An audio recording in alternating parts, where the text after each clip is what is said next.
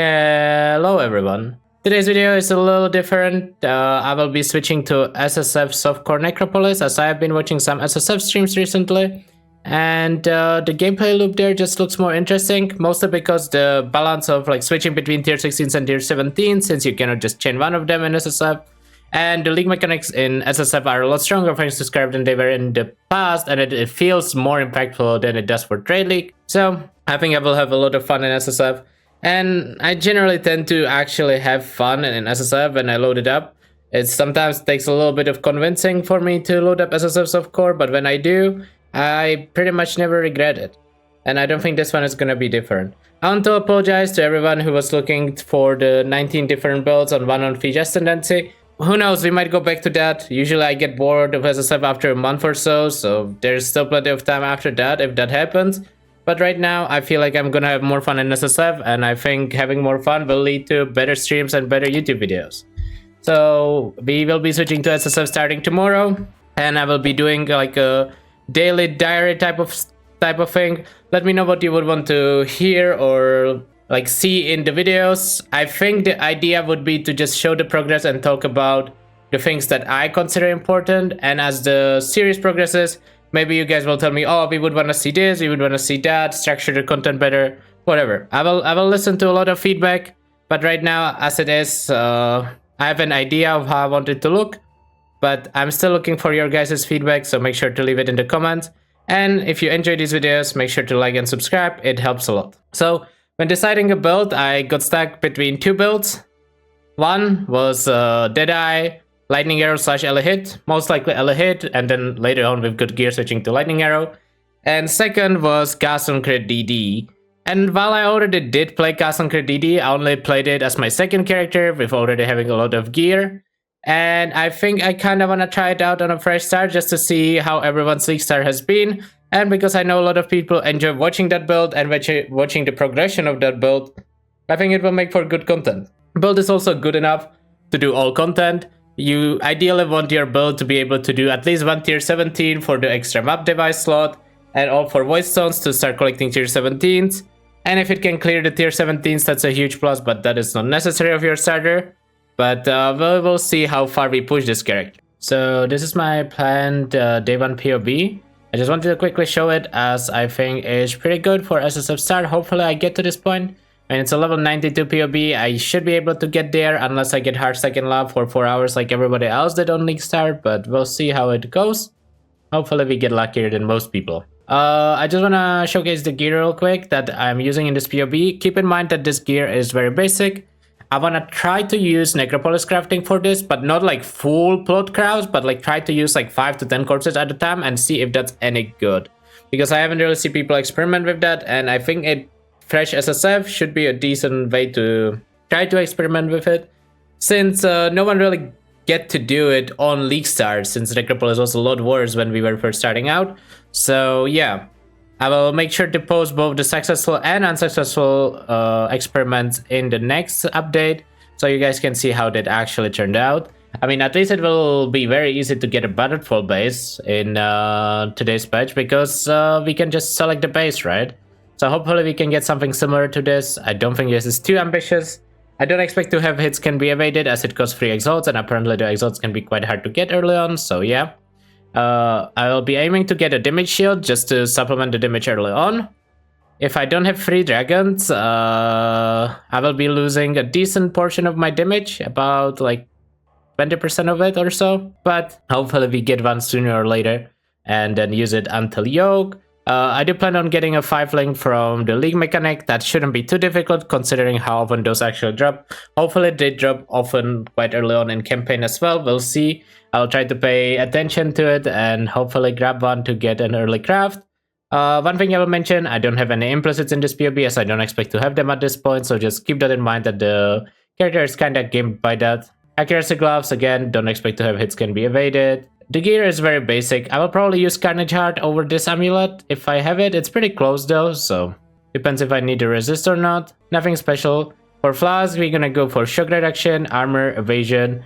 Ideally, we would hit the course reduction on the diamond flask, but we will take anything that has this prefix. For standard config, I'm using 70k because it makes it easier to compare. nothing too special in the configs. I expect this character to be good enough to get Void Stones even at this gear level. Maybe not Uber Elder, but I think even Uber Elder would be fine, but definitely at least either Exarch and Maven. And I hope I can get to this point on the first session tomorrow.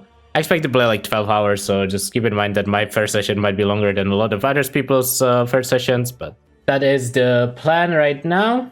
How will I achieve that? Well, I have 2 skill trees planned. Skill tree number 1, focusing on Betrayal, Kirak, and Map Sustain and Expedition. So what I will do is I will travel to Betrayal at the start, rush Unwavering Vision, then start picking up Kirak, finish up the Betrayal picking up, and start picking up Expedition to grab some basic gear. I will be going for Rogue and Danik more likely, even though I am considering clicking 2-Gen as well, since I heard the currency early on in SSF might be kinda rough, so we'll see how that goes. And otherwise, this is a tree I expect to play for maximum of 1 day, and then just switch off it to tree number 2 that I will show in a second. I do value Kirak nodes a lot because unique maps can be quite difficult to obtain in SSF, and this should hopefully be a shortcut towards them. So I will probably stake Kirak for the first 90 or so levels and Expedition with it to hopefully get some decent starting gear. We'll see how that turns out. But this is my idea of how SSF League starter tree should look like. Let me know what you did, and if you have any better suggestion, there's still time to change it. I will make sure to link both this tree and the other tree in the description, just so you guys can check it out and compare. But I think this will work quite well for what I'm planning, as pretty much all I need is Expedition gear, Betrayal gear, and Kirak missions, but we'll see. Tree number 2 is then heavily focused on Necropolis, and I kinda expect to have a version of this tree the whole league, as it is pretty much always gonna be useful for crafting or for blasting. It's pretty much always gonna have a place, so let me explain what we are trying to accomplish here. We have all the Necropolis nodes, which basically means we are maximizing the number of corpses and all flames we get, and it also works really well for Lantern modifiers, as we have a bunch of mechanics that amplify those even further in our Atlas. And we might be adding more as the league goes on, but right now this is the current plan. So again, all Necropolis nodes except the chance for extra uniques, as I don't really care about those, at least not at the start. We have ritual nodes, as those add monsters that can drop both all flames and corpses. Same for shrines, I might click more shrine nodes later. Apparently strong boxes cannot actually leave corpses, but they work with lantern modifiers, and they are just good loot in general. So I'm adding a bunch of strong boxes. I might add Harbinger later. I'm not really sure if it's worth it, but that is also something that works really well with the Lantern mods. So I might adjust this tree a bit, but I expect to have a version of this tree for pretty much the entire league, as I think it's always gonna be useful. And this is probably what we're gonna be swapping to after we set up our initial Atlas with the tree number 1. And we are gonna farm most of our gear that we plan to craft through Necropolis with this tree for like a day or 2 of blasting. And then hopefully a nice crafting session with decent results. We'll see if it plans out the way, you know, I've been trying to imagine it. Maybe I will be extremely disappointed and I will not have enough corpses.